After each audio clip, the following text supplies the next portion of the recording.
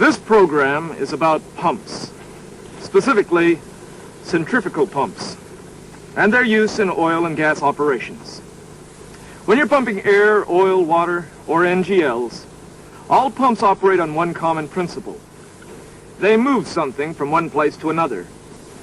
A lot of different types of pumps are used in the petroleum industry. Two kinds are seen most often. Those with pistons or gears, they're called positive displacement pumps. And those we'll talk about today, centrifugal pumps. Another module focuses on positive displacement pumps, so we won't spend any time on those right now. So, when are centrifugal pumps used? Usually when you have to move a lot of fluid, like emptying storage tanks, moving processed fluids in gas plants, providing emergency fire water, circulating cooling tower water, and, well, many, many other applications. What we're saying is that you'll see and work with centrifugal pumps just about every day. So you need to understand them, and this module will help you do just that.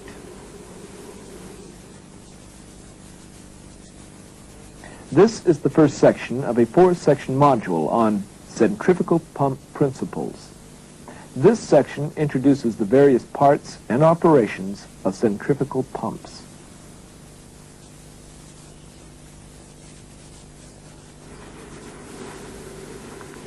Why are centrifugal pumps used so much? Because they're versatile, simple in construction, and relatively inexpensive to buy. They're also easier and less expensive to operate, maintain, and repair. But just what is a centrifugal pump? Let's start by looking at its primary components. When we break it down, we see that a centrifugal pump is actually quite simple, with only 6 main parts. These are the casing, the impeller, the shaft, the coupling, the bearings, and the seals, or packing. Let's look first at the casing. It's the biggest and most obvious part. Its main job is to house and protect the pump parts inside. It can be made from cast iron, steel, bronze, or even special materials, if that's what the job calls for. This is the impeller. It's the part of the centrifugal pump that imparts energy to whatever fluid's being pumped. The impeller is tightly attached to the shaft and rotates at the shaft speed.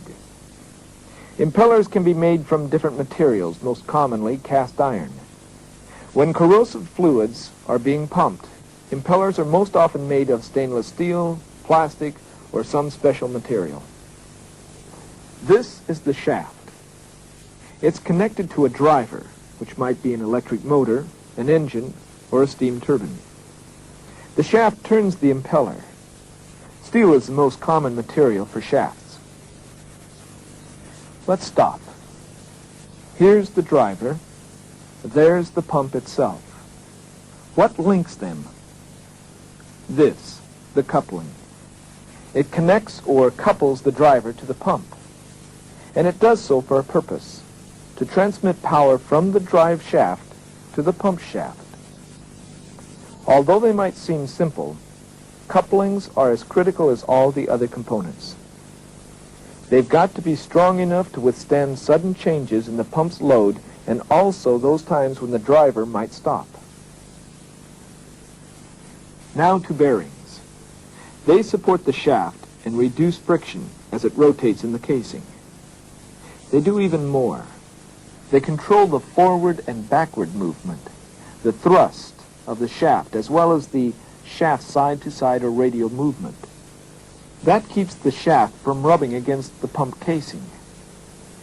Bearings can be here, in the pump casing on small process pumps, or separated in special housings on larger ones. Last, are seals, or packing. They're used to stop or cut fluid leakage around the shaft.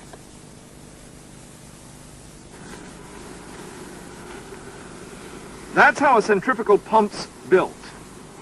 Now let's see how it works. Centrifugal force is the key.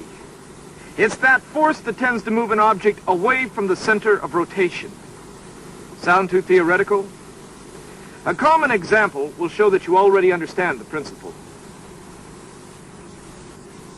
The example, children riding a merry-go-round. They spin, and children move outward. And as they do, they're subjected to a lot stronger outward force that tends to force them off the ride. That outward movement is called centrifugal. How does this relate to centrifugal pumps? In this way. When a centrifugal pump is working, the impeller rotates. Its blades stir the fluid, making that fluid rotate with the impeller itself. It's like a mini hurricane. The circular motion generates enough force to move the fluid away from the center of the impeller to the tips of the impeller blades.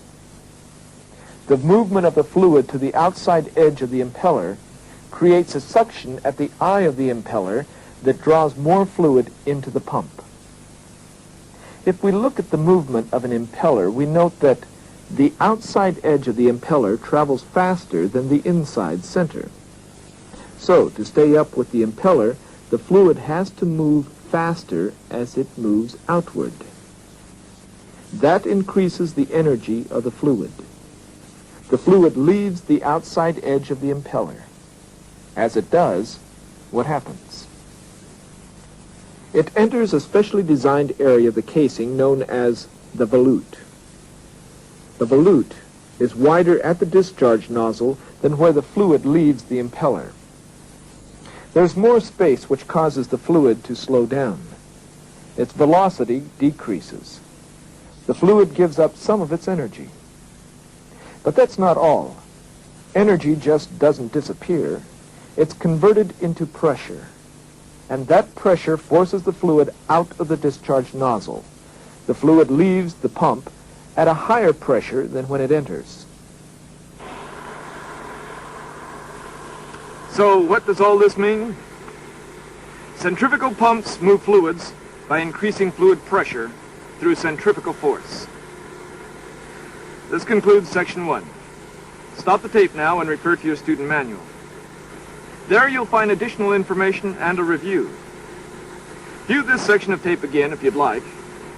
And when you feel you're ready, just start the tape again and we'll go on to section 2.